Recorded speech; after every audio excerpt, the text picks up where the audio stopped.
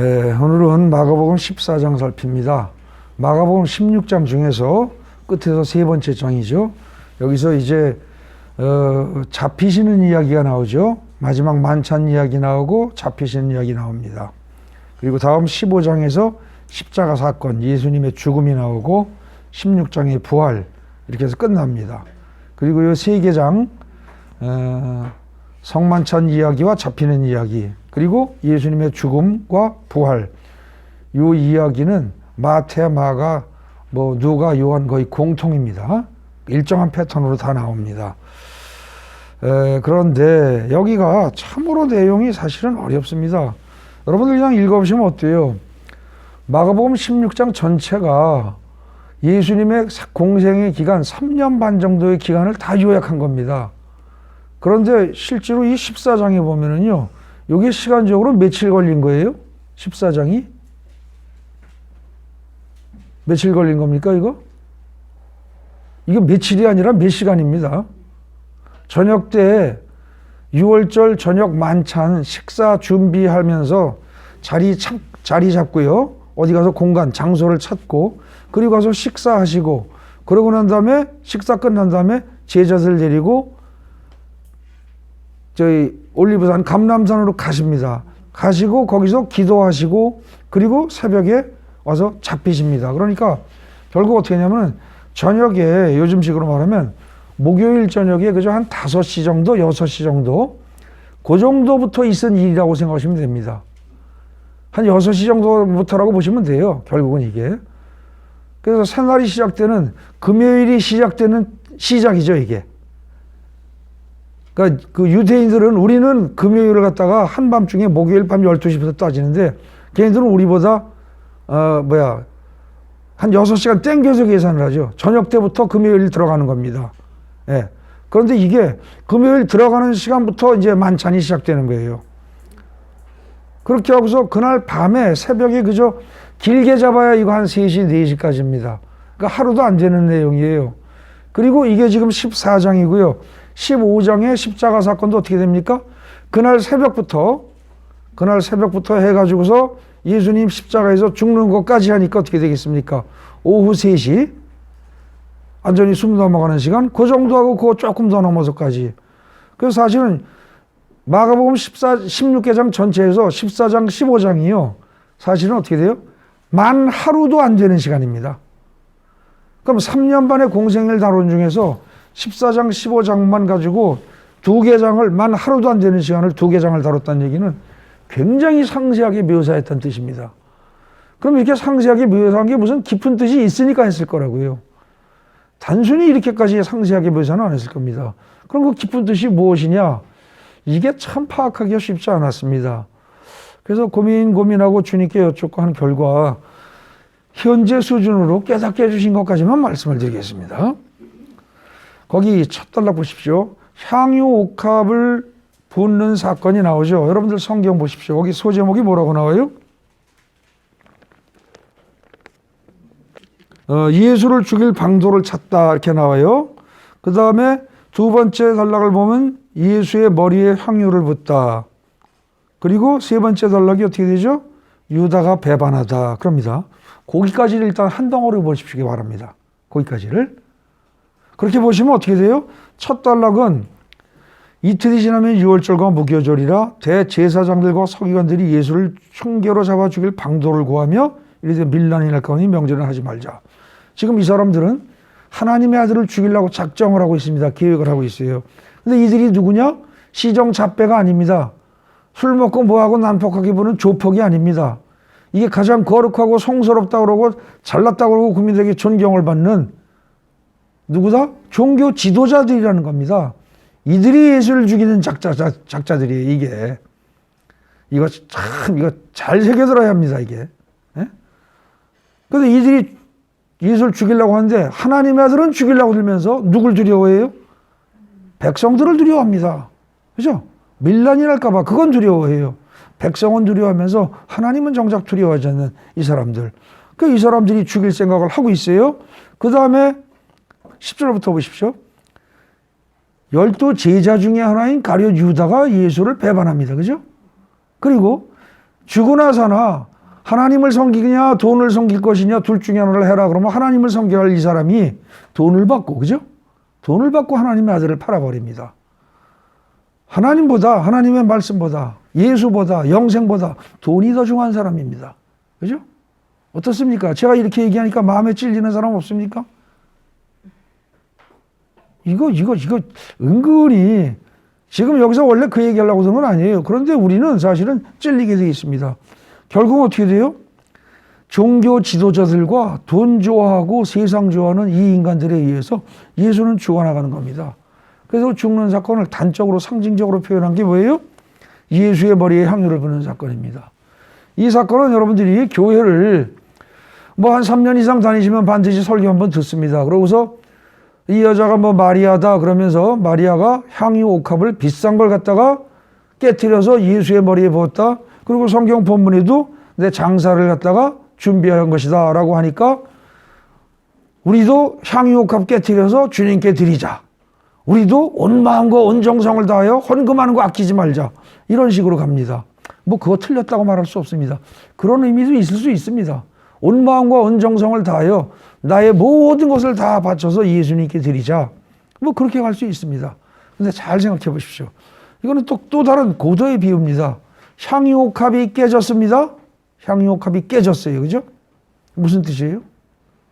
향유옥합이 깨졌다. 예수의 몸이 어떻게 돼요? 깨어졌다는 거예요. 깨어진 결과 어떻게 됩니까? 그 속에 있는 향유가 흘러나옵니다. 그죠? 쏟아집니다. 부어집니다. 몸이 깨어진다. 제사로 말하면 뭐예요? 소제라는 겁니다. 소제. 소제 그럴 때 소가 뭐예요? 가루란 뜻이에요. 가루. 온몸이 가루가 나는 거예요. 여러분들 밀이고 보리고 농사를 지은 다음에 그것이 밀알이 모양을 제대로 가지고 있으면 음식이 되기가 힘들어요. 빵이 될 수가 없어요. 완전히 갈아져서 꺼끌꺼끌한 정도가 아니라 아주 곱게 갈아져야 됩니다. 그래야만이 자기 형태가 없어질 정도로, 완전히 없어질 정도로. 그래야 제사를 지낼 그걸 드릴 수 있는 거예요. 그래서 이스라엘 제사 중에서 소제라고 하는 것은 자기가 완전히 찢어지고 깨지고 갈아지고 부서지고 해서 갈아져 버리는 거예요. 자기 형태가 없어지는. 그 상태가 된 겁니다. 향유 옥합이 깨어졌다. 소제의 얘기입니다. 그 다음에 이것이 부어졌다. 피가 부어졌다. 전제라고 합니다. 액체를 부어드리는 제사. 그러니까 결국 이 향유 옥합 깨어지는 사건은요. 우리 인간에서 보기에는 우리의 온갖 정성을 다하여 주님께 모든 것을 다 드리자. 그야말로 우리의 모든 마음과 정성과 그리고 재물까지 헌물까지 드리자. 뭐 이렇게 볼 수 있습니다. 인간의 관점에서 보면. 근데 하나님의 관점에서 보면 이건 무슨 뜻이에요? 향유 옥합이 깨어진다는 얘기는 이건 뭡니까? 하나님의 아들이, 귀한 하나님의 아들이 몸이 깨지고 피가 쏟아지고 예수의 죽음을 예표하는 겁니다. 이건 상징적인 거죠. 그러니까 툭 이제 뭐예요? 앞으로 벌어질 일이 예수의 죽음이다. 이걸 툭 던져놓은 겁니다. 그 14장에 그 단락이 굉장히 많습니다. 여기는 그 조그만 단락까지 합쳐서 세 단락 앞에 세 개를, 즉 어디까지요? 11절까지를 보면 결국 어떻게 돼요? 못돼 먹은 인간들이 자칭 훌륭하다고 하는 종교 지도자들과 예수의 제자라고 하는 이런 자들이 합력하여 하나님의 아들을 죽이려는 이런 고약한 분위기 속에서 결국 어떻게 된다? 예수님은 소제와 전제가 되어서 제사의 제물이 될 것이다. 지금 그 얘기를 툭 상징적으로 던지는 거라는 거죠. 잘 생각해 보십시오. 참 의미가 깊습니다. 그 다음에 12절부터 이제 나오는 단락입니다. 12절 단락. 거기 여러분 성경이 뭐라고 되어 있어? 제자들과 함께 유월절을 지키시다. 그러고 나옵니다. 근데 그것이 12절과 또 어디 나오죠? 12절 단락이 16절까지 나오고요. 17절에 저물매 그들 12를 데리고 나가서 다 앉아서 먹을 때 이러고 단락이 또 시작됩니다. 그리고 이제 어떻게 되죠? 마지막 만찬 22절 이렇게 나옵니다. 그런데 지금 여기는요. 12절 단락, 17절 단락, 22절 단락 이렇게 세 개 얘기가 나오는데 그것도 세 개를 묶어 보십시오. 12절 단락과 그 다음에 또 다음 단락이 어디 나오죠? 17절 단락. 맞습니까? 그 다음에 또 어디요? 22절 단락. 마지막 만찬까지를 한꺼번에 묶어보십시오. 결국은 이거 만찬 얘기입니다. 예수가 먹히는 얘기입니다. 예수가 몸이 찢어지고 피를 쏟고 그러면서 내 몸을 너희에게 준다, 내 피를 준다 그러면서 떡과 포도주를 따라주시는 그 부분입니다. 그래서 거기 지금 소제목이 현재 성경으로는, 여러분들이 보는 성경으로는 제자들과 함께 유월절을 지키다 그렇게 돼 있으면서 12절 단락부터 해서 어떻게 돼 있다고요? 21절까지도 돼 있고 마지막 만찬을 별도로 띄었습니다. 그런데 제가 보기에는 한꺼번에 묶어서 마지막 만찬으로 보는 게 옳지 않을까 싶습니다. 그런데 그렇게 할 때 결국 그건 어떻게 되느냐? 맨 첫 단락은 뭐예요? 맨 첫 단락은 무슨 얘기입니까? 첫 단락 얘기를 보세요. 거기 어떻게 되어 있어요?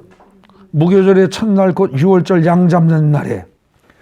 이게 말 첫마디가 이 말이 나왔다는 얘기는 굉장히 이게 뭔가 의미가 있다는 뜻입니다. 무의미한 소리는 성경은 절대 안 합니다. 예. 곧 양 잡는 날에. 양 잡아야 됩니다. 반드시 양이 죽어야 됩니다. 어떤 양인가가 죽어야 돼요. 예. 지금 그 얘기를 하는 거예요. 그런데 그 이하 첫 단락을 읽어보면 양 죽는 얘기가 나와요, 안 나와요? 안 나옵니다. 이게 그 전에 제가 이것과 관련해서 설교하면서 한번 그런 얘기 한 적이 있습니다. 창세기 22장 7절에 가면은 뭐가 나와요? 창세기 22장이 뭐죠? 아브라함이 이삭을 데리고 모리아산으로 번제를 드리러 가는 겁니다. 그죠? 가는데 가다가 이 어린 이삭이 아버지한테 그럽니다. 아버지, 불도 있고 나무도 여기 있는데 번제할 어린 양은 어디 있습니까? 이러죠. 그죠? 거의 다 가서.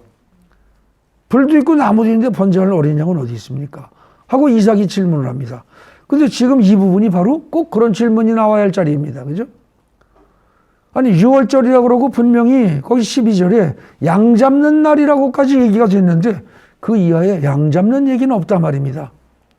그러면 잡혀 죽을 양은 어디 있습니까? 하고 제자들이 물어야 하고 우리 오늘날 성경을 읽는 독자들이 물어야 할 부분입니다. 그죠? 근데 그런 질문이 나오지 않습니다.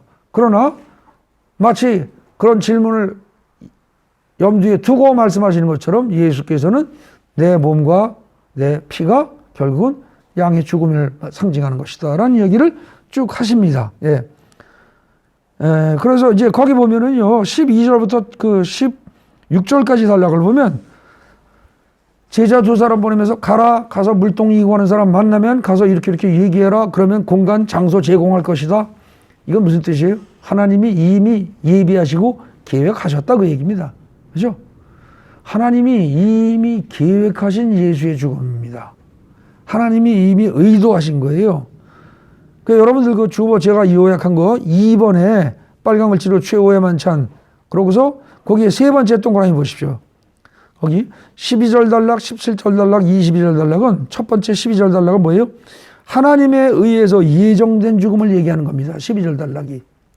그 다음에 17절 단락 보십시오. 거기는 어떻게 되어 있어요? 12를 데리고 나가서 먹는데 그냥 먹는다가 아니라 어떻게 돼요? 그 중에 하나가 나를 팔 것이다. 그랬더니 나는 아니지요. 그리고 제자들이 19절에 다 한마디씩 합니다. 그죠? 나는 아니죠. 다 하나씩 해요. 거기 하나씩 그랬다고 그랬어요. 그죠? 그러고서 이제 20절 이하에 보면은 그 중에 하나인데 그러면서 뭐라고 그래요? 21절에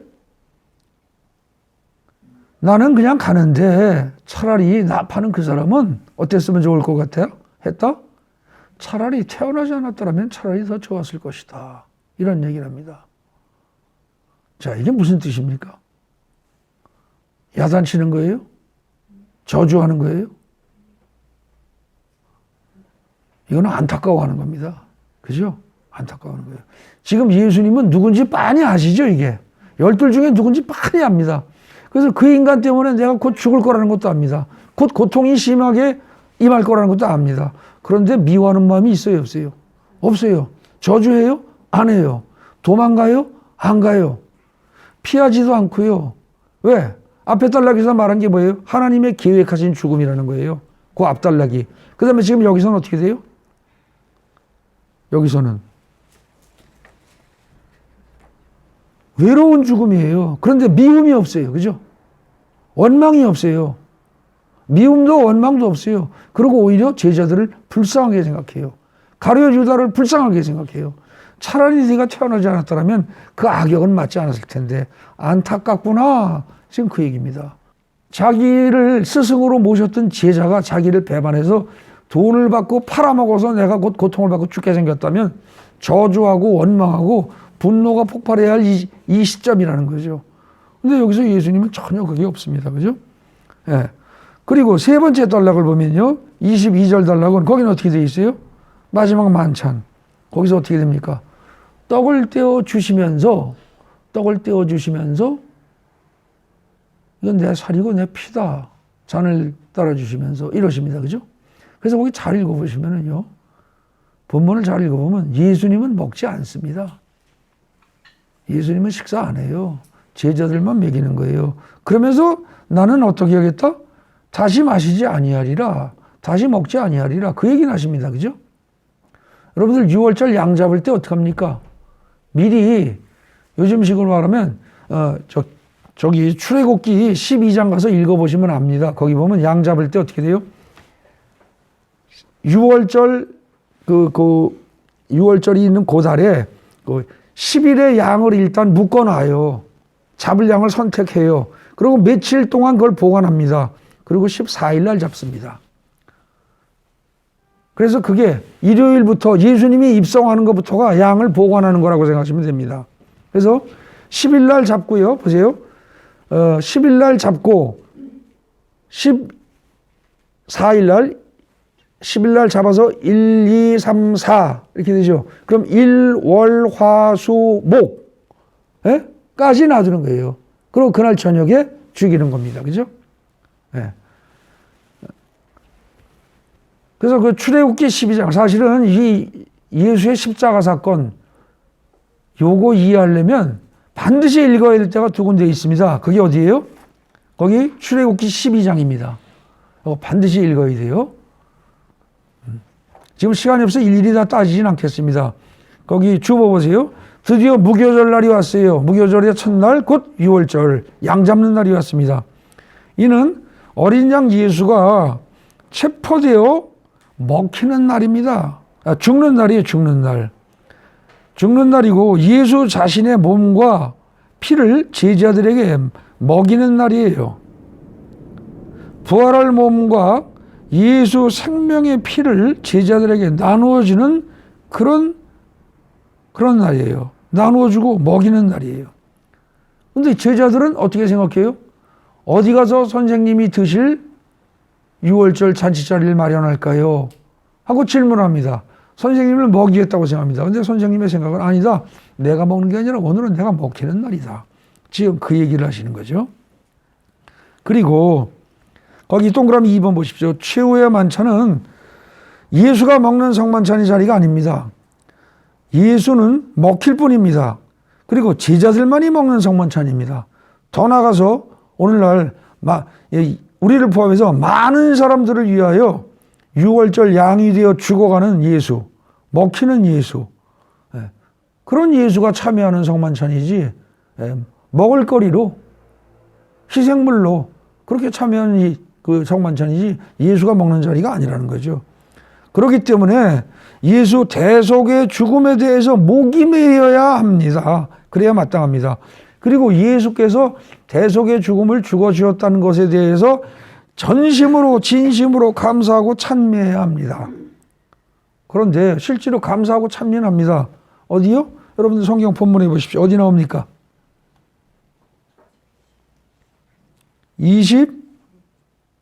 26절이죠. 딱 한 절이 한 단락으로 되어 있습니다. 그죠? 이 말 왜 넣었을까요? 얼핏 생각하기에는 이 말 안 들어가도 괜찮을 것 같습니다. 그죠? 그 문장 그 한 절밖에 안 되는 걸 뭐하러 넣었어? 얼핏 생각하면 그런 생각할 수 있습니다. 제자들은 뜻도 모르고 그냥 6월절 행사를 감사한 겁니다. 여러분들 아까 찬송 부른 거 여러분들 무시하는 거 아닙니다. 저부터 포함해서 대부분 사람들이 찬송을 부를 때 그 찬송가 가사를 깊이 생각하면서 불러요? 아니요, 뜻도 모르고 그냥 입으로다가 그냥 입술로 음으로다가 그냥 불러요. 대부분이 습관적으로 부릅니다. 많은 경우가. 근데 그것처럼 얘네들도 예수님을 모시고 유월절 만찬 식사를 하면서 그냥 전통적으로 내려오던 의례적인 관습으로 유월절 행사를 하면서 하나님께 감사하고 하나님께 찬미하고 한 것이지 진정으로 그 의미를 깨닫고 한 게 아니라는 거죠. 아무것도 그냥 모르고 흉내만 낸 거예요. 입만 뻥긋뻥긋 한 겁니다. 별 생각 없이. 그렇게 하고서 그 26절에 그들이 찬미하고 그리고 예수님이 이끄시니까 감람산으로 따라가는 겁니다. 그죠? 근데 여러분들 여기서 여러분들이 만약에 영화 감독이라고 생각해 보십시오. 그 앞에 그러니까 5절까지 성만찬 마지막 식사 자리는 불빛이 있어요, 없어요? 식사 자리니까 있겠죠. 맞죠? 식사 자리니까 있습니다. 그리고 아마 시작할 때는 그렇게 어둡지 않아서 뭐 밝을 수도 있을 겁니다. 그런데 이 사람들, 이 유대인들의 식사 자리는요, 우리처럼 한 10분 이내에 후딱 밥 먹고 가고 이런 거 아닙니다. 비교적 오래 갑니다. 이 사람들은. 절차가요, 차곡차곡 진행되는 게 절차가 좀 복잡해요. 시간이 많이 갑니다. 그러니까 이게 성만찬, 이게 끝났을 때 어떻게 됐을까요? 시간이 깜깜해졌을 겁니다. 그렇다면 중간에 불을 켰을 겁니다. 어쨌든 이 성만찬 자리에서는 분명히 불이 켜 있었을 겁니다. 그런데 그들이 찬미하고 감람산으로 가니라 여기서부터는 어떻게 될까요? 깜깜합니다. 왜 그럴까요? 6월절 날입니다. 그죠? 6월절 밤이에요. 그럼 그날은 양을 잡아서 그 피를 어떻게 해요? 문에다가 발라야죠. 바른 다음에 어떻게 돼요? 그 피가 묻어있는 그 집 안에 있어야 살죠. 맞죠? 그러니까 그날 저녁에 사람들이 나오겠어요? 안 나오겠어요? 안 나오겠죠. 더군다나 감람산이라고 하는 감람나무를 기르는 올리브산, 거기 산에 뭐하러 가겠어요? 그죠? 이게 다른 날 아니고 6월절 당일날 밤이면 밖에 나가면 안 되는 겁니다. 밖에 나가면 죽음의 사자가 덮칠 수도 있단 말입니다. 가만히 있어야 돼요. 그런데 그날 유독 예수님은 제자들을 데리고 감람산으로 가십니다. 어둠 속으로, 죽음 속으로 들어가는 겁니다. 그죠? 그런 느낌을 여러분들이 읽으면서 받으실 수 있어야 됩니다. 어둠 속으로, 죽음 속으로, 흑암의 세력 속으로 들어가는 거예요, 지금. 예, 그게 26절 한 절의 의미입니다. 근데 그렇게 들어가면서 어떻게 돼요? 그렇게 들어가면서 어둠 속으로 들어가니까 좋은 일이 있어요, 아니에요? 좋은 게 있을 게 없어요. 그러니까 그 다음 단락이 어떻게 됩니까? 이제 죽음과 배반 이런 것들이 계속 올 거라는 거예요. 그러니까 어떻게 돼요? 너희가 나를 다 버릴 것이다. 너희가 지금 나를 따라서 감람산으로 가긴 가는데 나를 따라가긴 가는데 너희가 결국은 조금 있다 나를 다 버릴 것이다. 말하자면 어찌 보면 암울한 얘기를 하십니다. 그런데 우리는 자꾸 여기 이 27절 단락을 읽으면서 무슨 생각을 하냐? 죽는다는 소리만 자꾸 들어옵니다. 죽는다는 소리만. 근데 그게 아니고 본문 잘 읽어보십시오. 너희가 나를 버리리라 기록된 바 내가 목자를 치니 양들이 흩어지리라 하였음이니라. 성경에도 이미 하나님이 일시적으로 목자를 친다는 거예요. 그러면 그 목자에게 딸려있던 양들이 다 흩어질 것이다 라고 성경에 이미 예언되어 있다는 거죠. 근데 그것처럼 내가 결국은 죽을 것이다. 그러면 죽는 과정에서 너희가 다 도망갈 것이다. 그런데 그 다음 절이 중요합니다. 그러나 여러분들 되게 말을 할 때 앞에 한마디 하고 그러나 그러고서 그 다음 문장이 나오면 앞에 게 중요한 겁니까? 뒤에 게 중요한 겁니까? 뒤에 게 중요한 거예요. 그건 당연한데도 불구하고 우리는 자꾸 여기를 읽다 보면 죽음만 생각합니다. 그죠? 근데 주님은 지금 뭐라고 그래요? 그러나 내가 살아난 후에 너희보다 먼저 갈릴리로 가리라 그럽니다. 내가 먼저 갈릴리로 가서 너희를 기다리겠다 이 얘기입니다. 그럼 너희들은 그때 갈릴리에 올 때 어떨 것이다? 너희가 갈릴리에 올 때는 기쁨이 충만하고 의기 충천하여 그야말로 용기 백배하여 돌아올 것이다? 아니다. 너희들은 갈릴리로 올 때 맥이 쭉 빠져서 지쳐서 다 끝났다. 별별 일 없다. 이제 인생 끝났다. 바닥났다. 그리고 충 들어져서 올 것이다. 근데 내가 먼저 가서 기다리겠다. 지금 그런 의미입니다. 참 감사할 이야기입니다, 이게 사실은. 근데 우리는 성경을 오늘날 이 문장으로 책으로 주어진 성경을 읽으면서도 자꾸 죽음 이쪽만 생각한다는 거죠. 예수님은 이미 여기서 이 깜깜한 속에 감람산의 깜깜한 그 감람산 쪽으로 걸어가시면서 제자들이 배반할 걸 다 아시면서도 지금 뭐예요? 소망을 가지고 계신 겁니다. 바라보고 계시는 거예요. 다 알고 계시는 거예요. 나는 부활할 것이다. 부활한다면 내가 너희들을 또다시 먼저 가서 기다리면서 감싸주겠다. 안아주겠다. 굉장한 소망의 말씀입니다, 이게 사실은. 근데 어디된 일인지 읽어도 이해가 잘 안 돼요. 그죠? 이게 저도요, 이상하게 여기 마가복음 14장 정도 이 예수의 고난과 죽음과 이 부분만 오면 설교가 끊어지고 해서 제가 그동안에도 몇 번을 시도했었는데 안 됐습니다. 근데 여기 숨겨지는 이런 의미들을 하나님이 결국은 이번 부활절 직전에는 깨닫게 해주셔서 지금 전해드리는 겁니다. 이 한마디 한마디가 그냥 그때 당시에 있었던 사건들을 상세하게 묘사하고 끝난 게 아니라는 거죠. 한마디 한마디가 다 의미가 있는 겁니다.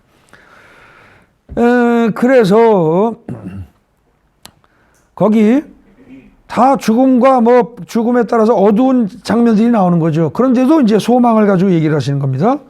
근데 베드로가 이제 큰 소리시죠. 나는 절대 배반 안 합니다. 그랬더니 배반할 거다. 그랬더니 우리는 보통 어떻게 돼요? 베드로만 큰 소리 친 줄 압니다. 그죠? 근데 잘 읽어보면 거기 그 단락의 마지막 절, 그 몇 절이죠? 31절인가요? 거기 보십시오. 베드로가 힘있게 말하되 내가 주와 함께 죽을지언정 주를 부인하지 않겠나이다 하고 했어요. 그죠? 그걸로 끝난 게 아니고요. 그 다음에 뭐라고 돼 있어요? 그랬더니 모든 제자도 이와 같이 말하니라. 그죠? 그러니까 우리는 베드로만 말이 앞섰고 허풍 떨었다 이렇게 생각하는데 천만의 말씀 모든 제자가 다 그런 겁니다. 그죠? 모든 제자들이. 거기 다른 제자들 몇 도가 아니에요. 모든 제자들이에요. 그죠? 모든. 한 명도 예외 없다는 뜻입니다. 이 말은 무슨 뜻입니까? 여러분이나 저도 예외 아니라는 얘기예요. 모든 인간은 다 똑같다는 거예요. 그럼 지금 예수가 죽어나갈 만한 이 상황에 예수를 건지고 예수에게 도움이 되는 인간은 있다 없다? 하나도 없다는 거예요. 우리가 예수를 위해서 뭘 한다? 없다는 거예요. 예수가 우리를 위해서 할 뿐. 그죠? 예수가 우리를 위해서 모든 것을 주고 생명을 주고 몸이 찢기고 피를 흘릴 뿐 우리가 예수를 위해서 할 수 있는 인간은 하나도 없다는 뜻입니다. 참 이거 가슴 아픈 얘기죠. 그죠? 예. 그리고 그러면서 그 다음에 이제 뭐예요? 겟세마네 기도가 나옵니다. 웬만한 건 아실 겁니다. 근데 여러분 겟세마네 기도 그럴 때 이 겟세마네라는 말을 조금은 알고 넘어가시는 게 좋습니다. 반드시 알으셔야 됩니다. 겟세마네라는 게 원래 거기 보십시오. 뭐라고 되어 있어요? 겟세마네란 겟세마네 갈 때 겟이 이제 가트라는 단어에서 온 거예요. 근데 그게 원래 뜻이 뭐냐면은 원래 뜻이 즙 짜는 틀이에요. 즙 짜는 틀. 요즘 뭡니까? 야채 같은 것도 이렇게 넣고서 이렇게 즙 짜는 거 있죠? 돌려서. 그런 거. 주석이라고 그러나, 뭐라고 그러나, 있잖아요. 그게 가트예요, 그게. 그게 겟이고, 세마네라는 게 결국 뭡니까? 이게 기름입니다. 네? 기름. 그러면 겟세마네 그럼 뭐예요? 기름 짜는 기계예요. 착즙기예요, 착즙기. 근데 올리브유를 짜는 거죠. 올리브 농장에 올리브를 따가지고 그걸 갖다가 많이 집어넣고 올리브 기름을 짜내는 착즙기. 그게 겟세마네입니다. 결국은. 그러니까 겟세마네의 기도라고 그러면 무슨 뜻이에요? 기름을 짜내는 기도 이런 뜻입니다. 그죠? 맞습니까? 겟세마네 동산에서의 기도 혹은 겟세마네 기도 그런 뭐예요?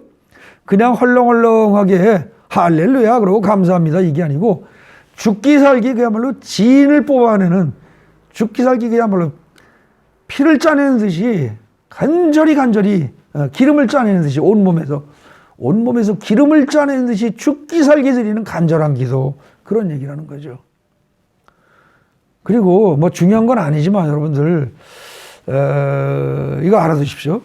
여러분들 겟세마네 기도 그럴 때 예수님이 기도하신 장소가 어디였습니까? 그 겟세마네라는 그 동산에서 거기서 여러분들 보통 교회라든지 어디 가보면 기도원 이런 데 가보면 그 기도하시는 장면이 앞에 바위 이렇게 탁 있고 거기 깨끗한 옷 입고 그죠? 그리고 위에서 빛이 쫙 들어오는데 거기 앉아서 팔 이렇게 탁 위에 올리고 기도하는 그런 그림 보신 적 있죠? 그렇게 하셨습니까? 거짓말입니다. 이게 참 우리 자꾸 성경을 성경 그대로 읽어야지 그렇게 엉터리로 미워하는 거 이거 몸에 배면 안 됩니다. 절대 안 돼요. 여러분들 노아의 방주가 그게 어떻게 생겼어요? 유선형의 배예요? 아니에요. 절대 아니에요. 근데 우리는 어려서 그 뭡니까? 어린애들 유치부 초등부 교회 학교에서 노아의 방주 그럼 멋지게 생긴 나무로 만든 유선형 배로 자꾸 가르칩니다. 어려서 그걸 보고 자란 애들은 평생 그 인상이 그냥 갑니다. 근데 여러분들이 기도원이고 교회고 처음 가가지고서 예수님이 겟세마네 동산에서 기도하실 때 하얗고 깨끗한 폼난 옷을 탁 입고 그러고서 커다란 바위 있는 그 앞에 앉아가지고 거기에 손을 탁 올려놓고서 이러고 위를 쳐다보고 기도했는데 위에서 빛이 내려온 걸 그런 그림을 봤다. 거짓말입니다. 거짓말이라고 말할 수 있는 근거는 뭐예요? 거기 여러분 성경 본문 보십시오. 뭐라고 되어 있어요? 거기 기도하는 장면에 뭐라고 되어 있어요? 땅에 엎드려합니다. 땅에 엎드려지 거기 어디 바위에 엎드려 그랬어요. 그죠? 땅입니다. 그냥 엎드린 거예요. 맨바닥에. 그리고 그때 예수님이 거기 가실 때 그날 마지막 만찬 때 폼나는 옷 입고 갔어요? 아니에요. 그냥 헐렁헐렁하게 평소하고 똑같은 지저분한 옷 입고 계신 겁니다. 그죠? 그리고 예수님이 여러분들이 보통 생각하는 그렇게 잘생긴 백인의 얼굴이에요? 그것도 아닙니다. 그렇지 않아요. 우리는 자꾸 예수님을 미워하려고 듭니다. 근데 예수님을 미워하려고 들면 성경과 어긋납니다. 이사야 53장 이것도 예수님의 죽음 관련해서 반드시 읽어야 할 장면입니다. 출애굽기 12장과 이사야 53장을 모르면 예수님의 죽음의 의미를 이해할 방법이 없습니다. 근데 거기 보면 어떻게 돼요? 이사야 53장에 보면 예수님의 모습이 어떻다? 혹시 지금 찾아서 펴신 분이 있으면 읽어보십시오. 뭐라고 되어 있어요? 이사야 53장. 아니면 잠깐만 가봅시다. 찾아보세요. 이사야 53장. 2절 보세요. 그는 주 앞에서 자라나기를 예수는 하나님 앞에서 자라나기를 어떻게 했냐? 연한 순 같고 그 다음에 뭐예요? 마른 땅에서 나온 뿌리 같아서 연한 순 같고 이게 부드럽고 예쁘다는 뜻입니까 지금? 힘이 없다는 거예요. 비리비리하고 힘이 없고 마른 땅에 나온 뿌리 같아서 이 척박한 땅 마른 땅에서 나온 뿌리라면 어떻게 돼요? 질기기만 하고 아주 보잘것없어요. 그죠? 그런데다가 고운 모양도 없고 그죠? 뭐 풍채도 없고 뭐 볼만한 게 하나도 없어요. 그래서 우리가 보기에 흠모할 만한 아름다운 구석이 하나도 없어요. 그 아마 오늘날 진짜 예수님이 과거에 실제 살아계셨던 그때 모습을 가지고 오늘날 우리에게 나타난다면 우리가 보기에 어떨까요? 그냥 거지입니다. 거지. 상거지일 거예요. 오늘날 전 세계에서 아마 이 한국 사람들처럼 외모 신경 쓰고 이쁘게 옷 입고 잘 차려입고 하는 나라가 없을 겁니다. 그죠? 그리고 전 세계 인류 역사상 오늘날처럼 이렇게 화려하게 깨끗하게 예쁜 옷 입고 사는 시절도 없었고 뭐 기껏해 로마 시대에 그 높은 왕들이 입는 자주색 옷이라고 해도 그게 결국 그때 염료가 신통창고 그래가지고 저 물고기 피 같은 걸로다가 염색을 하기도 했다 그러거든요. 예. 그리고 모든 것이 수준이 낮았습니다. 오늘날은 대단합니다. 우리가 보기에 지금 우리가 이 한국 사람들이 사는 수준으로 볼 때 이 상태에서 예수님이 옛날 그 상태 그 모습으로 그냥 왔다 그러면 우리가 보기엔 어떨까요? 그야말로 상거지입니다. 생기기도 못생기고 조그맣고 꾀지지하고 지저분한 상거지라고요. 근데 우리는 자꾸 미화시켜요. 성경 여러분들 정확히 읽으십시오. 다시 원래 주제로 돌아옵니다. 오늘 성경에 보면 겟세마네 기도 동산에서 기도하실 때 그때 기도의 장소는 그냥 맨 땅에 엎드린 겁니다. 맨 땅에 엎드려서 죽기 살기 그야말로 온몸에 진이 빠질 정도로. 그래서 누가복음에 의하면 어떻게 돼요? 땀방울이 땅에 떨어지는 핏방울처럼 보일 정도로 죽기 살기 기도를 하신 거죠. 예. 그래서 이 겟세마네 동산에서 기도를 하십니다. 그죠? 예, 그리고 거기서 또 이제 좀 생각해야 될 것이,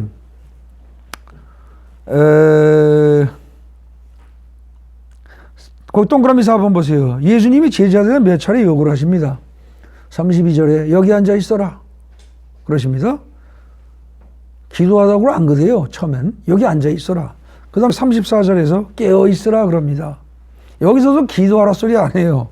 그랬다가 시험에 들지 않게 깨어 있어 기도하라. 그리고 38절에서 말씀하십니다. 거기까지는 결국은 차곡차곡 점차 계단 올라가듯이 강조하는 내용이 분명해지고 계단 올라가는 느낌이죠. 그죠? 깨어 있어라. 그리고 시험에 들지 않게 깨어 있어 기도하라. 근데 이 38절 말씀을 잘 생각해 보시죠. 시험에 들지 않게 깨어 있어 기도하라. 우리는요, 보통 이럽니다. 이 부분을 해석을 하면서 이해를 하면서 야, 예수님이 죽어나간다는데 제자들이 그때 예수님을 위한 지원사격 기도를 좀 중보 기도를 했어야지 하나같이 퍼즐로 자냐 이럽니다. 예수님은 그거 안 바라십니다. 너희가 나를 위하여 기도한다고? 어림없는 소리. 너희가 기도해야 할 이유는 바로 뭐다? 너희 자신이 시험에 들지 않기 위해서다. 지금 그 얘기를 하고 계십니다. 맞습니까? 너희가 기도 안 하면 너희가 시험에 든다는 거예요. 굉장히 중요한 얘기입니다. 이거는 지금 거의 마지막 이제 예수님 십자가에 못 박혀서 죽어나가기 직전에 제자들에게 대한 어떻게 보면 마지막 가르침 중에 하나입니다. 그죠? 이제는 더 이상 제자들에게 말씀하시는 일이 별로 없어요. 그런데 너희가 기도해야 할 이유가 뭐다? 시험에 들지 않게. 누가? 너희 자신들이. 너희가 시험에 들지 않게 기도해라. 그러고 얘기를 하신 겁니다. 그죠? 그리고 마지막에 묘한 말을 합니다. 일어나라 함께 가자. 일어나라 함께 가자. 42절에. 그래서 작게 말하면 4번의 요청을 하십니다. 예수님이. 그런데 이게 무슨 얘기예요? 이게요, 잘 생각해 보시죠. 이거는 제자들에 대한 믿음, 소망, 사랑이 다 압축된 명령입니다. 명령은 명령인데. 야단쳤어요? 아니에요. 그 다음에 너희는, 마음은 오히려 육신이 약하도다. 그것도 야단치는 거예요? 아니에요. 안타까워하는 거예요. 그죠? 안타까워하는 거예요. 그 부분 잘 읽어보세요. 지금 이거는요, 제자들에 대해서 믿음이 있는 거예요. 이놈들이 나를 끊임없이 배반하고 조금 있다가 다 떠나고 다 도망가려 들이긴 하지만 그래도 자기를 위해서 스스로 시험에 들지 않도록 기도를 해야만 얘네들이 버틸 텐데 하는 사랑이 있고요. 그죠? 그리고 너희가 하기만 한다면 충분히 할 수가 있어. 라는 믿음이 있는 겁니다. 그죠? 네. 믿음과 사랑, 소망 다 담긴 얘기입니다. 이게. 그런데 그것만이 아니에요. 그 바로 앞에 그 중간에 있는 36절에 하나님께 기도한 내용 보십시오. 굉장히 간단합니다. 그런데 이건 정말 이 기도는 제가 보기에는 이건 진짜 기도의 핵심입니다. 완벽한 압축입니다. 거기 뭐라고 되어 있습니까? 그게 몇 절이죠? 베드로가 기도하는 거. 36절입니다. 이르시되 아빠 아버지요. 아빠 아버지요. 아바 아버지. 이거 유태인들이 하나님을 부를 때 친밀하게 부르는 이름이 이게 아바입니다. 아빠. 아버지예요. 아바 아버지요. 멀리 계신 거룩하신 아버지가 아니에요. 나의 친한 아버지시여 그 얘기입니다. 나의 친한 아버지요. 아버지께 모든 것이 가능하오니 아버지에 대한 철저한 신뢰입니다. 그죠? 전능하심에 대한 신뢰입니다. 믿음이에요. 믿음. 이전을 내게서 옮기시옵소서. 소망입니다. 개인적인 소망이에요. 그죠?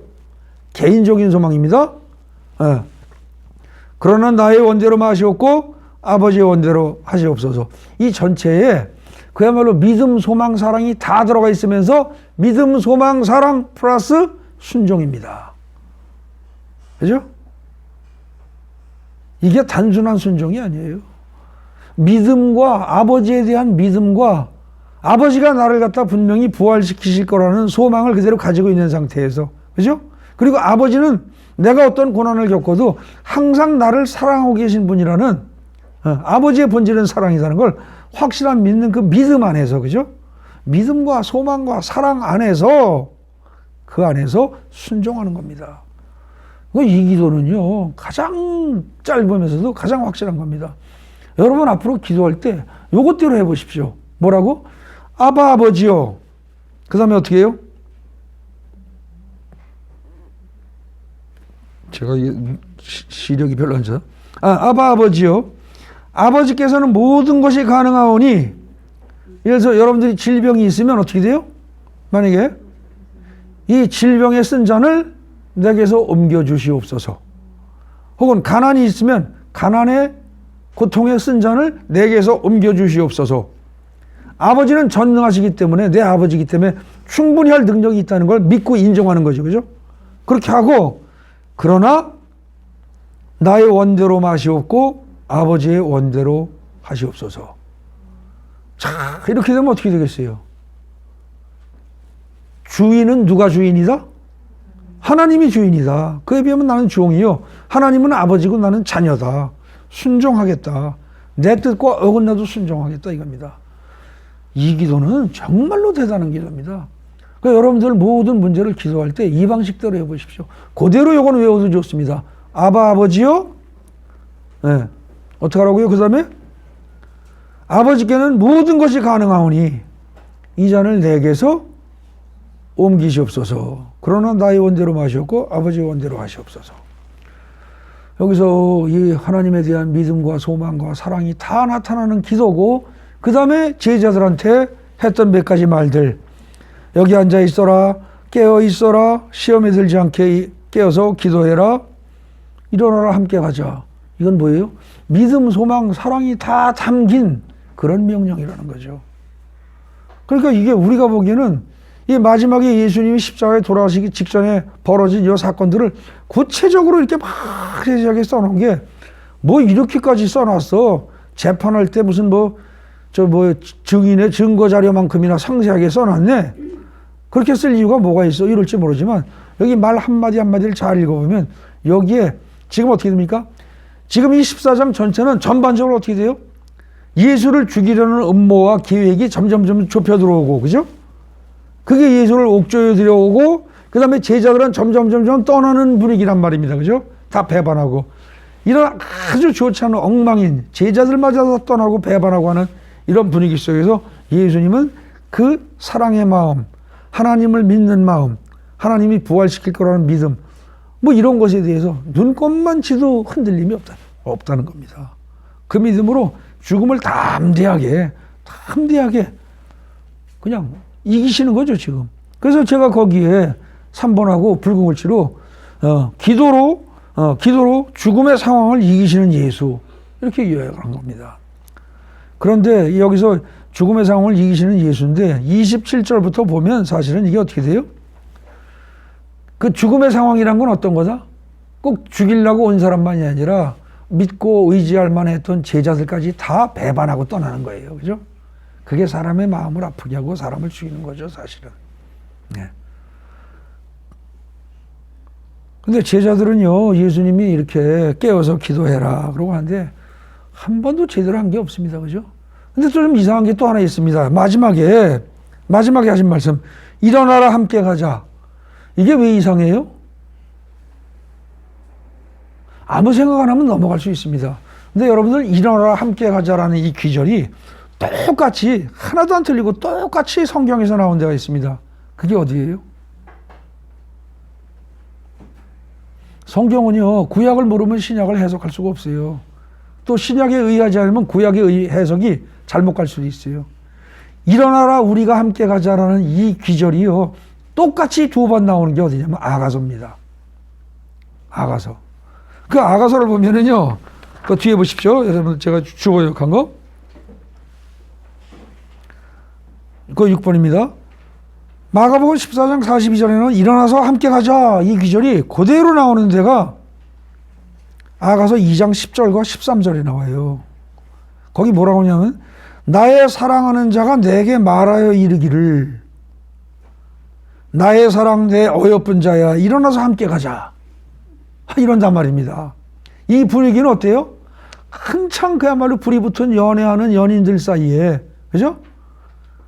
내가 사랑하는 믿을만한 남자가 나한테 부르기를 여자한테 신부에게 부르기를 일어나라 함께 가자. 얼마나 소망이 있고 기쁘고 즐거운 얘기입니까? 그죠? 그 다음에 아가서 2장 13절도 그렇습니다. 무화과 나무에는 푸른 열매가 익었고 푸른 열매니까 이게 뭘까요? 아마 지난번에 우리가 설교하면서 나왔던 벳파게 정도 될 겁니다. 파게. 그죠? 아직은 먹을 수 없어. 그러나 곧 먹을 수 있을 거야. 그 얘기입니다. 그죠? 푸른 열매가 익었고 포도나무는 꽃을 피워 향기를 토하는구나. 포도나무가 꽃을 피워 향기를 토한다. 그럼 어떻게 돼요? 이제 곧 어떻게 된다? 열매가 맺힐 것이다. 그 얘기죠. 맞습니까? 네. 아직은 아니에요. 근데 곧 열매가 맺힐 것이다. 나의 사랑, 나의 어여쁜 자야. 일어나서 함께 가자. 거기서 일어나서 함께 가자가 똑같단 말입니다. 이 두 번이 나와요. 그러면 지금 아가서의 분위기는 어때요? 아주 이거는 뭐 분위기 좋은 상황이죠. 그죠? 근데 예수님이 일어나서 함께 가자 제자들에게 이 말하는 상황 어때요? 이거는 살벌하죠. 곧 죽는데. 그죠? 그러니까 이건 무슨 뜻입니까? 결국은. 이게 구약의 아가서에 나오는 얘기가 똑같은 얘기가 여기 나온다는 얘기는 결국 뭐냐? 거기 여러분들 제가 써놨습니다. 뭐라고 되어 있어요? 겉보기에는 예수가 가는 길은 뭐다? 고난의 길이고 죽음의 길입니다. 맞습니까? 겉보기에는 육신의 눈으로 보기에는 고난의 길이요 죽음의 길이에요. 그런데 지금 이건 뭐예요? 부활로 이어지는 길입니다. 부활이라는 큰 열매가 맺어지기 전에 지금 뭐예요? 아까 파괴. 거기 저 뭐라고 그랬습니까? 푸른 무화과 나무의 푸른 열매. 지금 이게 죽는 단계가 내가 죽는 단계가 고난으로 들어가는 단계가 무화과 나무의 푸른 열매 단계라는 겁니다. 예? 이거. 근데 요거 지나고 나면 완전히 익은 열매. 예? 완전히 제대로 익은 열매, 먹을 수 있는 열매, 그야말로 상품 가치가 있는 제대로 된 좋은 열매. 예. 배단이 그럴 때 탄이야. 에 해당되는 그것이 곧 올 것이다. 그리고 지금 꽃이 피었다. 꽃이 피었다. 그런데 어떻게 된다? 곧 포도가 열매가 열릴 것이다. 그죠? 그 다음에 거기서 지금 어떻게 되어 있습니까? 포도나무는 꽃을 피워 향기를 토하는구나 그랬죠. 느낌 어때요? 향기를 토하는구나. 아까 우리가 14장 첫 단락에서 둘째 단락에서 작은 둘째 단락에서 어떻다고요? 향유를 옥합을 깨트렸죠. 그죠? 향기가 퍼져나가겠죠. 그죠? 절묘하게 맞아떨어지는 겁니다. 아주 절묘하게 모든 것들이. 그래서 지금 이거는요. 예수님이 기도 하나도 안 하고 퍼질러서 졸고 그냥 퍼질러 자던 애들 잠 깨워서 가자 일어나서 함께 가자. 이 말은 뭐예요? 너희가 잘한 거 하나도 없다. 마지막에 내가 죽는 순간에도 기도 하나도 제대로 못하고 엉망으로 퍼질러 잔 너희들이지만 내가 너희들 데리고 같이 가겠다. 사랑의 노래를 부르는 겁니다. 이거는. 우리는 아무 생각 안 하고 이 기절을 봅니다. 근데 이건 굉장히 깊은 뜻이 있다는 거죠. 이해가 되십니까? 그리고 이제 그 다음에 43절 이하 이제 여기서부터 체포되는 얘기가 나옵니다. 체포되는 예수. 예, 체포되는 예수. 그런 중에 또 뭐예요? 66절 이하 거기서 도망가고 흩어지는 제자들 사이에 홀로 남은 예수. 그 얘기가 나옵니다. 체포돼요, 예수가. 근데 그 내용을 뭐 여러분들 대충 다 아시는 거니까 길게 얘기는 안 하겠습니다. 이 체포되는 예수를 이야기하는 이 단락에서 가만히 보면 어떻게 됩니까? 거기 나오는 사람들이 두 가지 부류가 있습니다. 예수를 적극적으로 나서서 죽이는 사람들이 있어요. 어떻게 돼요? 대제사장과 서기관과 이런 사람들을 비롯해서 그들의 하수인들, 그죠? 이 사람들은 예수를 잡으려고 검과 몽치를 들고 온 사람들입니다. 이 사람들은 적극적으로 죽이려고 드는 사람들이에요. 그리고 그 중에 하나 또 같이 온 게 누구예요? 예수의 제자 중에 하나 있죠. 그죠?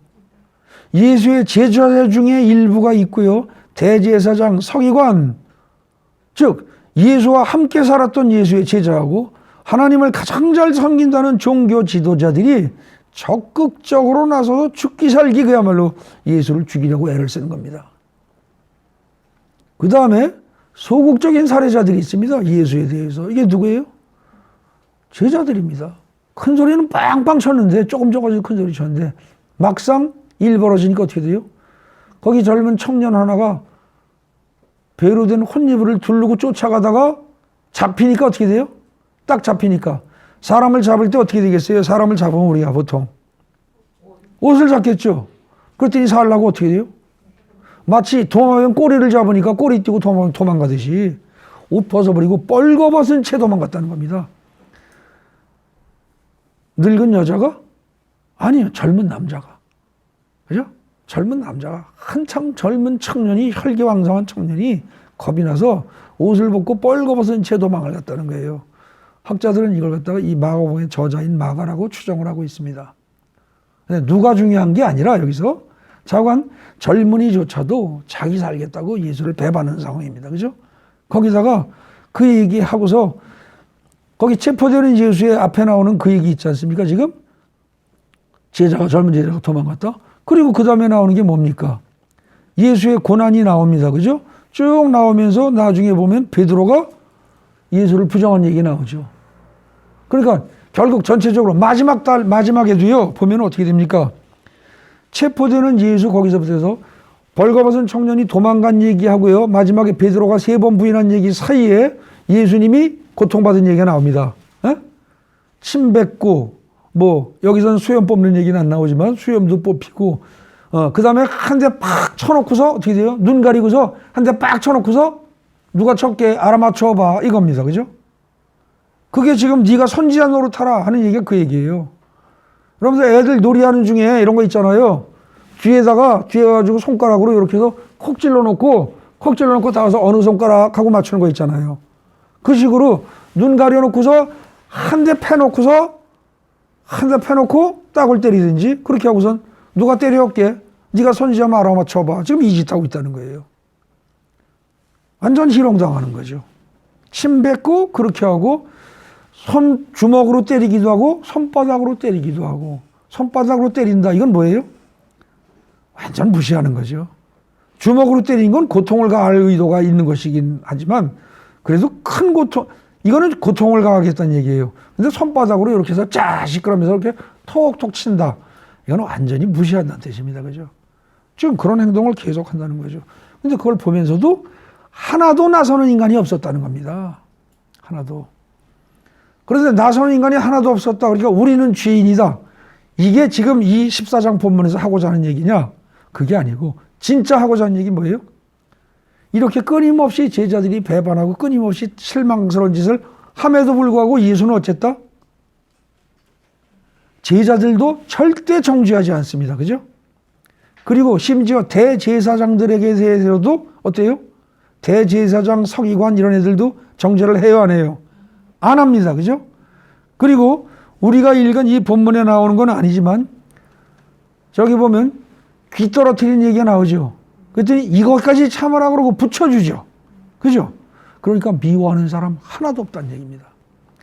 심지어 나를 죽음으로 몰고 가는 모든 것이 완벽하게 나를 죽음으로 몰고 가는 그런 상황 속에서 나를 죽음으로 몰고 가는 그 모든 사람들에 대해서 어느 누구에서도 미움과 원망과 섭섭함과 분노와 이런 거는 하나도 없다는 거죠. 하나도. 그런데 그에 비해서 예수를 지금 잡아서 희롱하는 이 사람들은 어떻게 돼요? 그들 나름대로 굉장히 대의 명분이 있습니다. 자기네들은 옳다고 생각해요. 그러니까 어떻게 됩니까? 네가 영원히 찬양받으실 자의 아들 그리스도냐? 그러니까 내가 그렇다. 그리고 인자가 구름 타고 오는 것을 너희가 보리라. 결국 인자가 구름 타고 온다. 거기 그 부분은요. 그걸 무조건 재림 심판으로만 이해하지 마시고 거기는 여러분들 거기 보십시오. 뒷페이지 요약한 거 맨 밑에서 한 7, 8째 줄 올라가면 4번 62절 그러고 동그라미 있죠. 시편 110편하고요. 다니엘 7장 거기를 근거로 보면 그걸 근거로 해서 나 예수가 곧 뭐다? 메시아다. 그 얘기를 하시는 거예요, 이게. 원래 그 말하는 의도는. 예. 그 메시아다. 그러면서 예수님은 그런 메시아가, 그런 구세주가 절대로, 그 다음에 64절에 거기 요약한 거 보십시오. 시시비비 판단, 정죄는 하나님의 고유 권한이기 때문에 지금 여기서 우리가 꼭 봐야 될 건 뭐냐면 예수님이 아무에 대해서 절대 정죄 안 하시고 있습니다. 아직까지. 심지어 가룟 유다에 대해서도 정죄를 했어요? 아니에요. 가룟 유다가 하는 행동을 보고 안타까워하셨죠. 그죠? 그러니까 차라리 태어나지 않았더라면 좋았을 텐데 이거는 안타까워하는 것이지 정죄가 아니란 말입니다. 예수님은요. 지금까지 마가복음 쭉 읽어보십시오. 정죄를 하신 적이 거의 없습니다. 없어요. 제가 거의라고 말하는 이유는 제가 보기에는 아직까지 못 찾았는데 혹시 내가 잘못 봤을까 싶어서 거의라고 말은 붙이지만 없습니다. 그런데 거기 죄인들은 어때요? 시시비비 계속 정죄합니다. 65절을 보면 이건 죄인이 하나님을 징계하는 거예요. 지금 정죄로 끝나는 게 아니고 징계하는 겁니다. 침 뱉고요. 따고 때리고요. 주먹으로 치고 야 네가 선지자야 임마? 그럼 뭐 안아봤자 누가 때렸나? 이러고 놀리고 있고 이건 지금 벌 주는 겁니다. 정죄뿐만이 아니고 징계하는 거죠. 여러분 어떻습니까? 오늘날 우리는 역시 죄인입니다. 하나도 죄인 아니라고 말할 수 없어요. 그런데 지금 성경 오늘 마가복음 14장 본문에 나오는 그 예수를 잡아다가 희롱하고 마지막에 대제사장 집들에서 예수를 희롱하고 하던 그 사람들은 죄인인데도 불구하고 하나님을 지금 정죄하는 겁니다. 그죠? 하나님을 괴롭히고 있는 거고. 그런데 오늘날 우리는 어떻습니까? 똑같은 죄인인데 하나님의 형상으로 지음받은 하나님의 형상대로 지어진 그리고 하나님이 속에 들어가 계신 다른 사람들을 하루에 수도 없이 정죄하고 삽니다. 여러분도 저도 정말로 죄인입니다. 정말로 죄인입니다. 지금 여기 14장에서 하는 얘기는요. 예수는 이렇게 비참하게 죽어갔다 제자들이 다 버리고 나쁜 놈들이다. 그 얘기를 하려고 드는 게 아니고 그럼에도 불구하고 그런 제자들을 보고도 예수님은 어땠다? 절대로 정죄하지 않았다는 겁니다. 절대로. 결국 우리가 하루 종일 살면서 아유 저 인간은 어쩌고 저쩌고 아유 저 사람은 장로라면서 저 인간은 목사라면서 이러고 하는 것들 전부 다 정죄입니다. 전부 다. 그렇게 하는 사람들은 지금 누구다? 여기 성경대로 말하면 누구에 가깝다? 대제사장, 서기관, 바리새인, 율법학자 이런 인간에 가까운 겁니다. 하나님이 보시기에 지극히 불쌍한 인간입니다. 주여 저들이 하는 짓을 모르옵니다. 자기들의 죄를 모르옵니다. 주님은 우리한테 그럴 겁니다. 근데 우리는 항상 잘난 것처럼 나는 괜찮은 것처럼 주위 사람들을 항상 정죄합니다. 여러분들 하루 밥은 3끼 먹고 마는데 밥은 3번 먹고 마는데 정죄는 아마 한 30번 하고 살지 모릅니다. 하루에 밥 3번 먹는 거 아마 그거보다 최소한 아마 너댓 배의 정죄는 하고 살 거래요. 그죠? 그냥 모든 사건과 사물과 뭐든지 보는 순간 옳다 그르다를 내가 기준이 돼서 판단하고 그런 다음에 저 인간은 어쩌고 저 인간은 어쩌고 아유 저 인간은 어쩌고 이게 몸에 배서 산다는 거죠. 그게 바로 뭡니까? 선악과를 먹은 죄입니다. 우리가 선악과를 또 따먹는 거고 결국 우리는 교회 다니면서 예수 믿는다고 하면서 경건한 척하고 근엄한 척하고 예수 믿는다고 예수의 자녀라고 큰 소리를 치면서도 사실은 뭐예요? 계속해서 어떻게 돼요? 선악과를 매일매일 수도 없이 따먹으면서 예수를 계속해서 죽이면서 그렇게 살아가고 있는 겁니다. 여기 오늘 마가복음 14장 이 본문을 잘 이해하면 정말로 우리가 회개할 게 많습니다. 그리고 어찌 보면 결정적으로 우리가 회개할 부분은 어느 부분이에요? 결정적으로 회개할 부분은 예수님은 절대로 정죄하지 않았다. 그죠? 이 14장 전체를 보십시오. 어떤 상황에서도요. 심지어 가룟 유다에 대해서도 정죄하지 않으셨단 말입니다. 그런데 참 제가 뭐 여러분들에게 드릴 말씀이 없습니다. 왜? 저부터도 정죄하는 게 몸에 배이는 사람 중에 하나니까. 근데 우리는 정말 예수를 믿는다면 그거 진짜 하지 말아야 되는 겁니다. 그거부터 하지 말아야 됩니다. 아니 그것만 하지 않으면 진짜 예수쟁이라고 말할 수 있습니다. 내가 정죄하는 것만 안 하면. 그런데 꼭 나는 옳고 저 사람은 틀렸어. 달라가 아니에요. 저 사람과 내가 생각이 달라 이렇게 말하지 않아요. 저 인간은 틀려먹었고 내 판단은 반드시 옳은 것이고 그러고 정죄를 합니다. 이게 사람을 갈라놓고 이게 결국은 하나님 보시기에 완벽한 죄죠. 이게 죄악입니다. 마지막에 교약 결론 보겠습니다. 제자들이 배반하고 종교 지도자들이 예수를 죽이려 하지만 예수께서는 하나님의 뜻대로 성경의 말씀대로 죽음의 길을 가십니다. 그냥 하나님의 뜻대로. 내 생각 없어요. 내가 옳고 그르고 내가 좋고 나쁘고 판단 안 하세요. 예수님은 하나님의 뜻대로 성경이 이미 예언한 대로 그대로 움직이십니다. 분노도 없습니다. 원망도 없어요. 그 다음에 한풀이도 없어요. 네, 두려움도 없어요. 두려움이 인간에게 일시적으로 있었습니다. 성경에 나옵니다. 어떻게 돼요? 몇 절에 나오죠? 여기? 예수님이 두려움을 느끼셨다는 게 몇 절입니까? 기도할 때 앞부분에 나오죠? 34절, 33절하고 34절 보세요. 거기.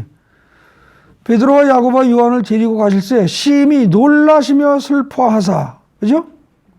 그리고 내 마음이 심히 고민하여 죽게 되었으니 이런 말로 봐서 예수님도 어때요?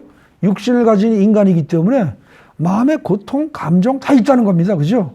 다 있는데 그걸 어떻게 해요? 그 다음에 아까 말한 겟세마네의 기도 그야말로 포도즙 틀에서 포도즙을 짜내는 것처럼 온몸을 쥐어짜면서 그런 간절한 기도를 통해서 그 상황을 몽땅 다 극복을 하는 겁니다. 그죠? 예. 그래서 다시 그 요약 끝에 봅니다. 분노도 원망도 한풀이도 두려움도 아무것도 없이 도살장으로 그냥 끌려가는 6월절 어린 양처럼 변명 뭐 마지막 뭐 유언 어쩌고 저쩌고 하고 싶은 얘기 그런 거 별로 없습니다. 그냥 입고 다물고 잠잠하게 갑니다. 그러면서 죽음의 길을 가십니다.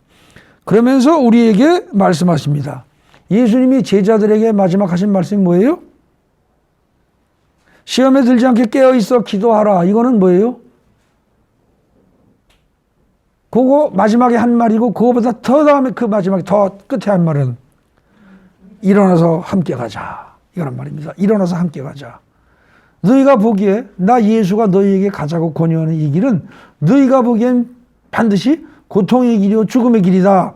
그러나 이것은 곧 뭐다? 생명의 길이요 부활의 길이다. 그 얘기입니다. 그죠? 참 놀라운 얘기입니다. 여러분들에게 여러분들 집에 가셔서 다시 한번 듣고 생각하고 읽고 그러면서 무엇인가 깊은 의미를 깨닫는 그런 여러분들이 되시기 바랍니다.